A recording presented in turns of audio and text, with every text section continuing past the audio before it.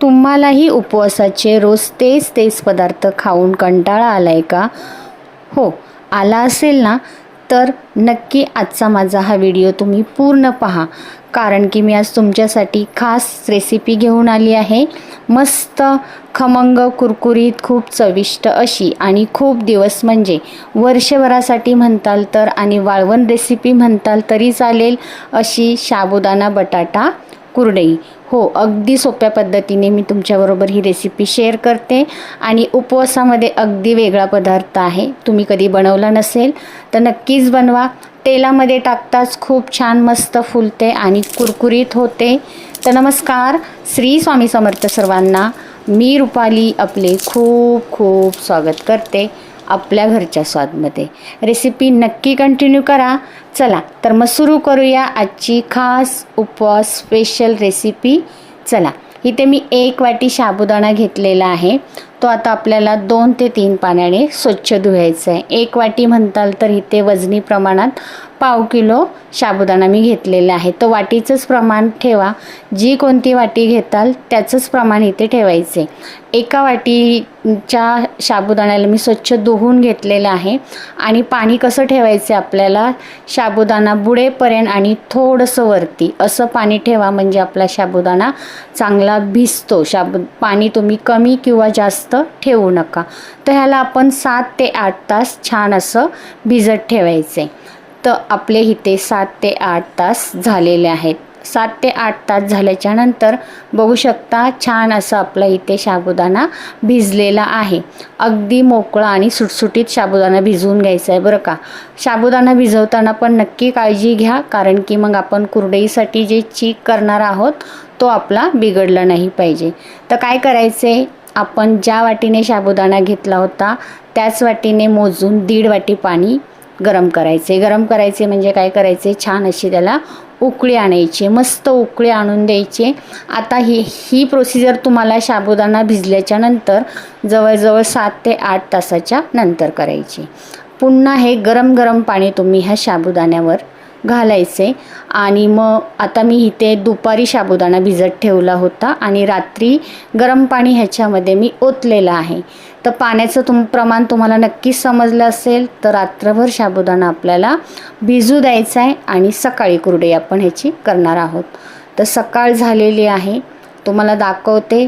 एकदम छान आणि मस्त आपला इथे साबुदाणा बघा एकदम मऊ झालेला आहे. मऊ झाला पाहिजे आपला साबुदाणा. फक्त तुम्ही जास्तीचं पाणी घालू नका किंवा कमीही घालू नका. पाण्याचं प्रमाण अगदी परफेक्ट ठेवा, तुमची कुरडई अजिबात बिघडणार नाही. तर आता काय करायचे, हा साबुदाणा तुम्ही मिक्सरला लावू शकता, पण शक्यतो मी म्हणेल मिक्सरला लावू नका. कारण की काय होतं, मिक्सरच्या भांड्यामध्ये थोडे थोडे कण राहतात आणि मिक्सर आपला ओव्हरलोड पण होतो. त्याच्यामुळे काय करायचे, अशी तुम्ही पुरणाची चाळण घ्या आणि जसं आपण पुरण करतो ना तयार, तसंच तुम्ही ह्याच्यामध्ये साबुदाणा घालायचे. एखादी वाटी घ्या, पेला घ्या किंवा तांब्या घ्या आणि त्याने असं घासून आपण बघू शकता छान अशी ही साबुदाण्याची पेस्ट खाली पडत आहे. तर जसं तुम्ही पुरण करताना तसंच करा. शक्यतो मिक्सरला वाटू नका, कारण की मिक्सरला वाटताल तर थोडे थोडे बारीक बारीक कण राहतात. मग ते आपण कुरडई करतो तर त्या कुरडईच्या सोऱ्यामध्ये येऊ शकतात. म्हणून शक्यतो आपल्याला असा साबुदाणा बारीक करायचा आहे. हे लक्षात ठेवा. एकदम स्मूथली बारीक होतो. बघू शकता तुम्ही, एकदम स्मूथली बारीक झालेला आहे आणि आपलं पाण्याचं प्रमाण परफेक्ट आहे ना, त्याच्यामुळे हा आपला चीक छान झालेला आहे. आता पुढे काय करायचे, आता मी इथे 1 वाटी साबुदाण्याला 4 मध्यम आकाराचे बटाटे घेतलेले आहेत. ते शिजवून घ्यायचे आहेत आपल्याला. ते बटाटेसुद्धा आपण ज्या चाळणी घेतली होती ना, जी साबुदाणा हे करायला क्रश करायला, त्याच चाळणीमध्ये आपण हे बटाटेसुद्धा क्रश करणार आहोत, कारण की ते सुद्धा आपल्याला स्मूथली पाहिजे. जर तुमच्याकडे मोठे बटाटे असतील तर तुम्ही 2 घ्या आणि जर मीडियम असतील तर 4 घ्या. मी इथे 4 घेतलेले आहेत. तर 1 वाटी साबुदाण्याला मी मीडियम आकाराचे 4 बटाटे असं प्रमाण ठेवलेलं आहे. बटाट्याने काय होतं, ह्या कुरडईची चव अजून वाढते. त्याच्यामुळे ह्याच्यामध्ये बटाटा नक्की घाला. जर तुम्हाला बटाटा नसेल घालायचा तर अशीसुद्धा तुम्ही करू शकता, पण बटाटा घातल्याने कुरडईला खरंच खूप छान चव येते. आता काय करायचे, हे पूर्णपणे मस्त एकजीव करून घ्यायचे। जसं आपण कुरडईचा खारवडीचा चीक बनवतो, एकजीव असतो आपला, तसं हे एकजीव करायचे आपल्याला पूर्णपणे। आता ह्याच्यामध्ये चवीपुरतं मीठ टाका। चवीपुरतं म्हणजे जास्तीचं मीठ टाकू नका। इथे मी नॉर्मल छोटे 2 चमचे मीठ टाकलेलं आहे, कारण की वाळवण रेसिपीमध्ये थोडंसं मिठाचं प्रमाण कमी ठेवायचं, नाहीतर मग खारटपणा येऊ शकतो। तर आता आपण हे मिश्रण एकजीव करून घेतलेलं आहे। तर चला आता हे रेडी झालेलं आहे आपलं कुरडई पाडण्यासाठी। बघू शकता आपलं असं बॅटर पाहिजे तुमचं, आपण जसं चीक बनवतो तसं।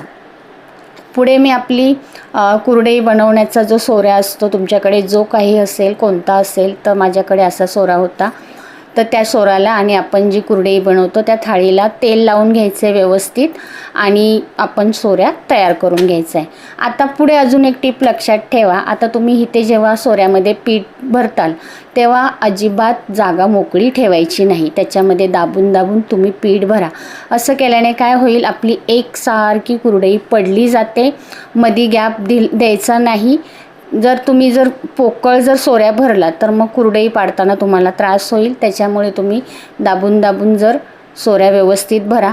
चला आता इथे सोऱ्या भरून झालेल्या आहे। आता कुरडई पाडून दाखवते तुम्हाला। बघा, 1 वेढा किंवा 1.5 बस एवढाच पुरेसा होतो, आणि छान अशा कुरडया पडतायत पण।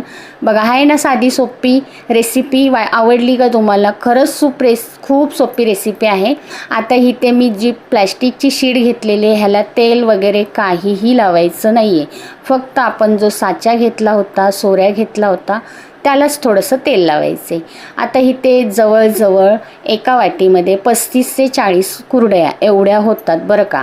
मग तुम्हाला जास्तीच्या करायच्या असतील तर जास्तीच नक्की होतील। तर आता इथे सर्व माझ्या कुरडया करून झालेल्या आहेत। तर आता मी दुपारी पलटी करायला घेतले, तुम्हाला दाखवते। पलटी पण त्या लगेच होतात, बघू शकता, छान अशा पलटी पण होत आहेत। तर बघा, आता इथे मी सर्व पलटी करून घेते, आणि नंतर मग तुम्हाला एका भांड्यामध्ये मी काढून ठेवणार आहे, आणि पुढे 2 दिवस ह्यांना छान असं आपण सुकवून घ्यायचे। कशी वाटली तुम्हाला रेसिपी ही माझी? आवडली का? आवडली असेल तर नक्कीच तुम्ही मला कमेंटमध्ये कळवा।